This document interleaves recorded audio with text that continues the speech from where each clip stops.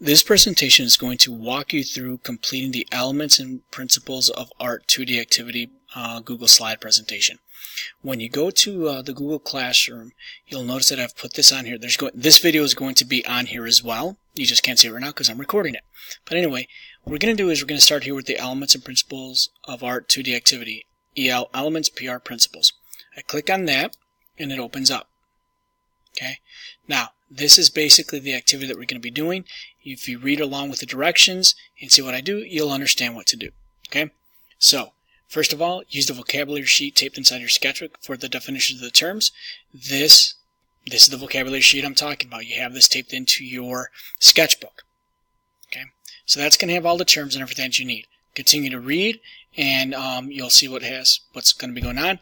You'll notice that I have a list of artists on slide number 4 that you could use. You could actually copy and paste these into a Google browser and, search and see what comes up. Okay? So, images to look for.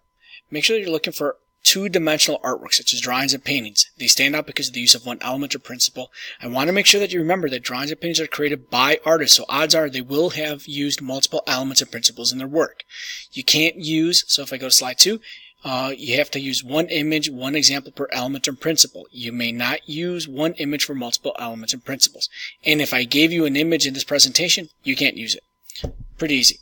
Okay, so let me give you an example. Let's go to slide 5, and here's an example. So here, for the sample element of line, okay, what I've done is here, what is a line? Line is a one-dimensional length connected series of points that can show a motion. Hey, does that look familiar? It should, because I got it directly from my vocabulary sheet. Okay, so I'm not asking you to guess. I'm not asking you to do a lot of research in that sense. But now the next thing, though, this is the tougher part, is how does this artwork demonstrate the use of line? Right there. How does it do that? Well, here I'm telling you that this drawing is an example of line because the artist, Willem de Kooning, has used thick and thin lines to create an image. And I'm showing you where the lines are. I'm pointing to them so you can see where they are. I think that's pretty easy. Space, pretty easy as well. You'll notice that here I've actually spaced the area occupied by an object, which is the positive space, and the area in and around an object, which is negative. Again, I got that from here. The only difference is I didn't write down positive and negative. And then I give an explanation as to how. Visual movement. The principles are a little bit more complicated. So reason for that is because the definitions are a little bit longer, but also in order to demonstrate a in order to demonstrate a principle and explain it, I have to use the elements of art. So for example, this painting is an example of visual movement because the artist, Katsushika Hokusai, has created a sense of motion by repeating triangular shapes, so I point to where those triangular shapes are in the waves, and curved lines, and I point to where those curved lines are. All those create a sense of motion from the left to the right. So it's not just a matter of defining it. It's not just a matter of saying like, hey, look, he used it.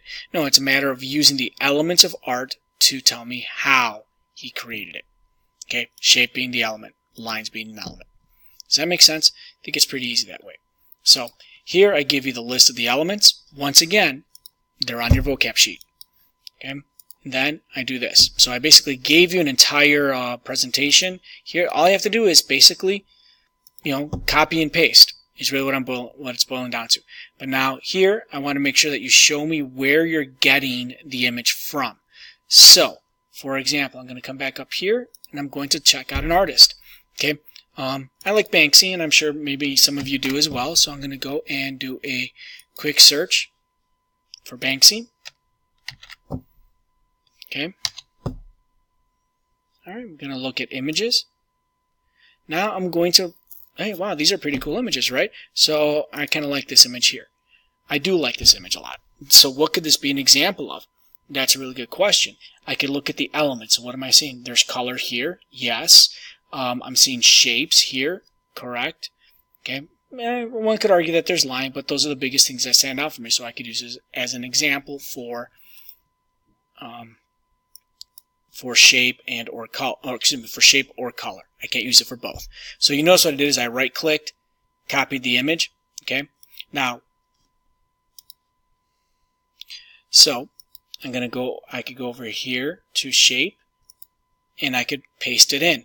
Honestly, I think this is a better example for emphasis. So I'm gonna find that one, add emphasis, and I'm going to Control V, and I paste it in. I'm going to shrink it down to size so that way it'll fit in here. Okay. Pretty easy so far, right? Notice I'm not distorting. I'm grabbing the corner, so I'm not distorting. I'm not doing this to try to change it. Okay. I want to keep it the same as much as possible. Now, when I come back over here and I click on the image, it's going to take me to where this image is. So see, there it is. So I'm going to come up here to the URL. I'm going to copy that, go back over to my presentation where it says source URL. Okay. And I'm just going to paste it in. That's really big, so I'm going to select it and I'm going to make it smaller. So I'll go 16, or I could go 12, whatever, as long as I can see it.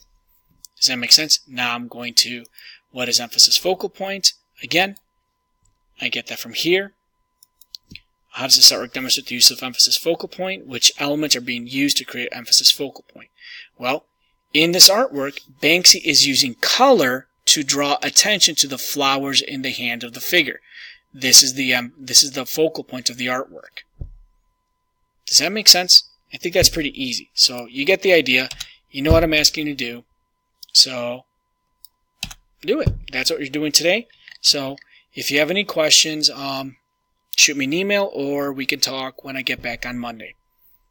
Okay. Thank you.